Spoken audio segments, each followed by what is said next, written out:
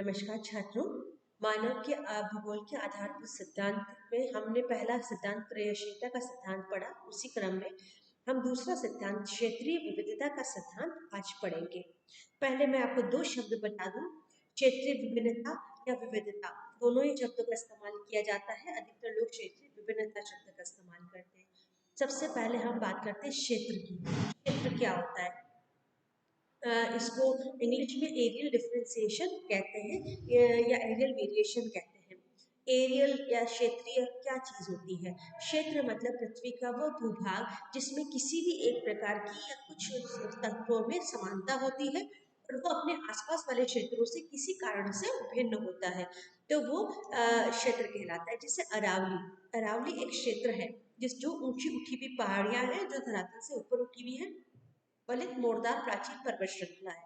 ये अपने पश्चिम में जो मैदान है उससे अलग है, क्योंकि इसका उच्चावच अलग तरीके का है, मैदान का अलग है। पर जो उसके पूर्व में जो पठार है उससे भी ये अलग है, क्योंकि पठार के ऊपर जो टॉप होते हैं वो समतल होते हैं, पहाड़ के जो शिखर होते हैं वो नुकीले होते हैं। तो अपने पठार और पहाड़ मैदान से अलग बीच में जो अरावली खड़ी है अपने आप में एक क्षेत्र है, और मैदान अपने आप में एक क्षेत्र है और पठार अपने आप में एक क्षेत्र है। इसमें भौगोलिक एक समानता है, पठार के अंदर आंतरिक एक समानता है कि वो जो ऊंचा उठा हुआ भाग है मगर इसके शीर्ष नुकीले नहीं है, उसको हम पठार कहते हैं। वो अपने आप में एक क्षेत्र बन गया। पर्वत जो ऊपर उठा हुआ है और उसके शिखर नुकीले है, ये अपने आप में एक क्षेत्र है। और मैदान जो धरातल से अधिक ऊंचा नहीं है और ऊपर से लगभग समतल है, समतल नहीं लगभग समतल है, वो मैदान है और अपने आप में एक समानता रखता है और अपने पास वाले क्षेत्र से एक विभिन्नता रखता है।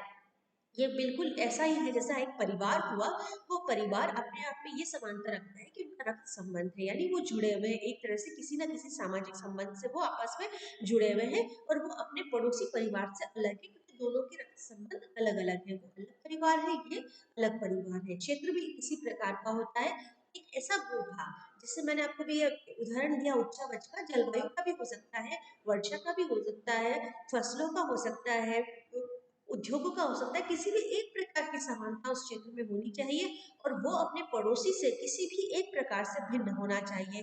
एक से अधिक समानता या एक से अधिक भिन्नता हो सकती है, पर कम से कम एक समानता या एक भिन्नता तो होनी ही चाहिए, तब हम उसको एक क्षेत्र का दर्जा देते हैं। यानी ऐसा भौगोलिक भाग जो किसी भी दृष्टि से, प्राकृतिक या मानवीय संबंधों की दृष्टि से समानता रखता हो और अपने पड़ोसी से भिन्नता रखता हो, उसको हमने क्षेत्र कहा है। अब हर क्षेत्र दूसरे क्षेत्र से भिन्नता होता है, यानी उसमें विविधता होती है, विभिन्नता होती है। कोई भी क्षेत्र दूसरे क्षेत्र जैसा एक जैसा बिल्कुल नहीं होता। अगर हमारी 5 उंगलियां हैं तो वो 5 भी बिल्कुल एक जैसी नहीं है। ना हमारे घर परिवार में जो भाई बहन है वो एक ही माता पिता की संतान होने के बाद भी एक जैसे नहीं है। हर मनुष्य एक दूसरे से अलग है। सबकी फिंगरप्रिंट, कॉनिक जो आई का क्रॉनिकल है, वो सब कुछ अलग होते हैं। हमारे बाल, चेहरा, कोई भी किसी से मिलता हुआ नहीं है। अगर हम एक पेड़ की पत्तियों को ध्यान से देखें तो हर पत्ती दूसरी पत्ती से अलग होती है, और अगर उसके अंदर के रेशों को देखें तो वो हर रेशा दूसरे से एग्जैक्टली मैच नहीं करता, उससे डिफरेंट होता है। पेड़ का आकार, आकृति, अगर दोनों नीम के पेड़ है तो भी अगर आप उनको सामने रख के देखेंगे तो उनमें समानता होगी, मगर फिर भी वो एक दूसरे से भिन्न होंगे। तो इस तरह से हर चीज के अंदर विविधता होती है। प्रकृति में कोई भी चीज ट्रू कॉपी नहीं है, एक जैसी दो नहीं है। हम कर सकते हैं, हम जो करते हैं उसमें ऐसी भिन्नता नहीं होती, पर प्रकृति द्वारा बनाए गए हर मनुष्य में, हर चीज में एक विशेष प्रकार की भिन्नता या स्पेशलिटी होती है, जो उसको दूसरे से अलग करती है, उसको एक अलग स्वरूप प्रदान करती है। तो किसी भी क्षेत्र में जो डिफरेंस पाया जाता है, अब क्षेत्रीय विभिन्नता क्या है? सामान्य शब्दों में धरातल पर क्षेत्रीय परिस्थितियों और मानवीय क्रियाकलाप समान नहीं है, अपितु उनमें विभिन्नता क्षेत्र के संदर्भ में पाई जाती है, जिसको क्षेत्रीय भिन्नता कहते हैं। ठीक है। गोगुंदा कोटड़ा से अलग है, जबकि दोनों अरावली पर है, मगर दोनों में अगर आप जाके टेरेन और वहाँ का माहौल देखेंगे तो दोनों में डिफरेंस है। गोगुंदा का माहौल अलग है, कोटड़ा का अलग है। छाड़ोल जाओगे तो फिर वेरिएशन दिखेगा, जबकि दोनों अरावली में है, तब भी उनके उच्चावच में और उनकी स्थितियों में फर्क है। अगर आप उदयपुर जाओगे तो गोगुंदा से काफी आपको चेंज मिलेगा। तो ये विभिन्नता है, ये हर क्षेत्र में पाई जाती है, और इसी वजह से एक क्षेत्र दूसरे क्षेत्र से अलग होता है, वरना सब एक जैसे हो जाते हैं। अब इसका महत्व क्या है? अलग होने का महत्व क्या है, इसको हम देखेंगे। क्षेत्रीय भिन्नता ने प्रादेशिक भूगोल के पुनर्निर्माण में सहयोग दिया, हालांकि इसमें प्रदेशों को अलग बताने में बहुत ज्यादा जोर दिया जाता है।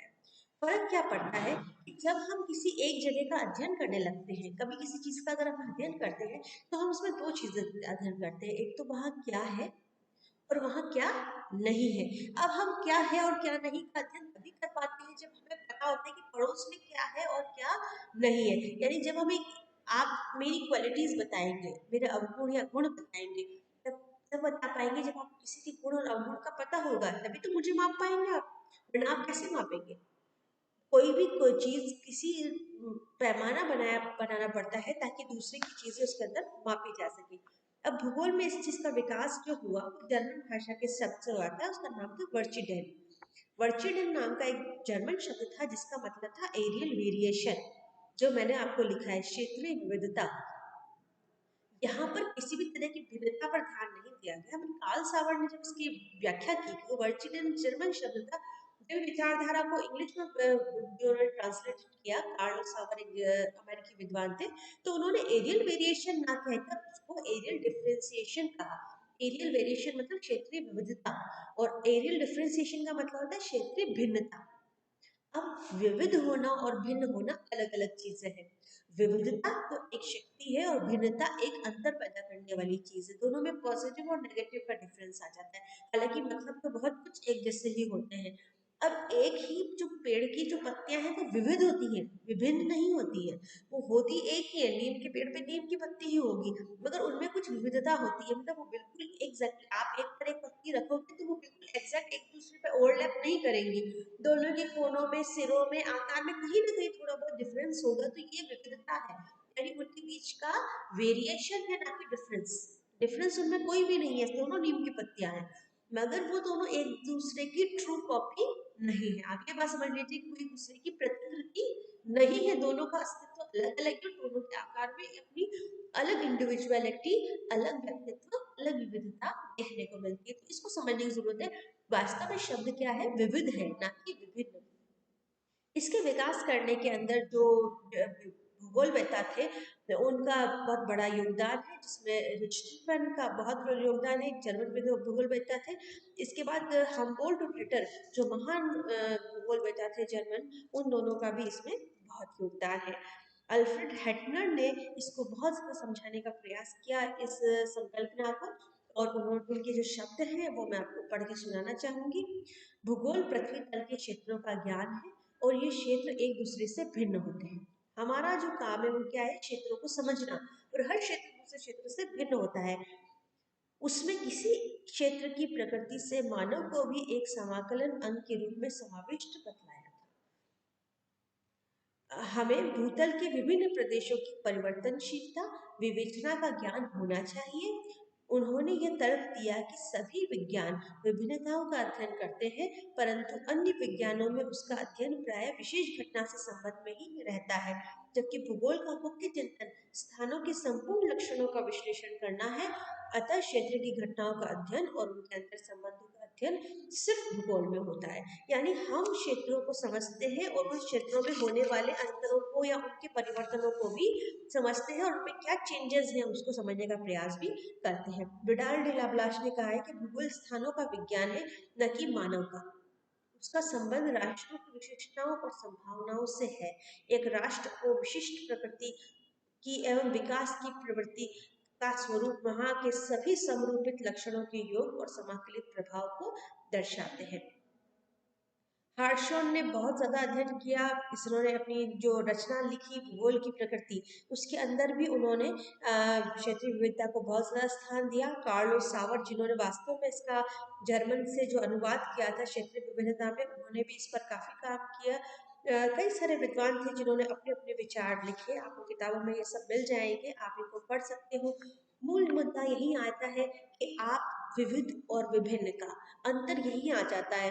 कई लोग कहते हैं कि विविधता या अलग अलग होना, जैसे हम भारत में कहते हैं कि भारत में बहुत सारी भाषाएं बोली जाती है, बहुत से पहनावे हैं, बहुत सी रीति रिवाज है, धर्म है, संप्रदाय है, मगर हम एक हैं।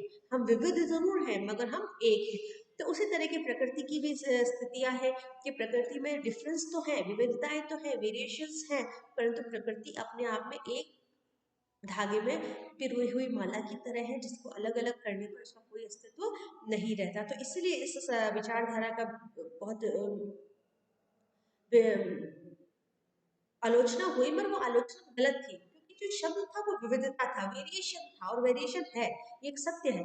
विभिन्नता नहीं है, डिफरेंसेस नहीं है, विविधता नहीं है, वेरिएशन है। तो इसको सही तरह से समझना है, हमें क्षेत्रीय विविधता पर ध्यान देना है, तभी हम दूसरे क्षेत्र को समझ पाएंगे। अगर हम एक क्षेत्र के वो तत्व नहीं निकाल पाए जो उसमें अलग है, उसकी पावर है, उसकी वीकनेसेस है, तभी हम उस क्षेत्र को समझ पाएंगे, और ऑब्वियसली वो चीजें पास वाले से अलग होंगी, तभी वो एक क्षेत्र बना।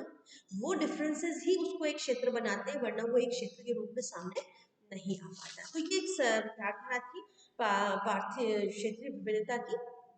अगली जो विचारधारा है वो पार्थिव एकता की विचारधारा है, जो हम अगली कक्षा में देखेंगे।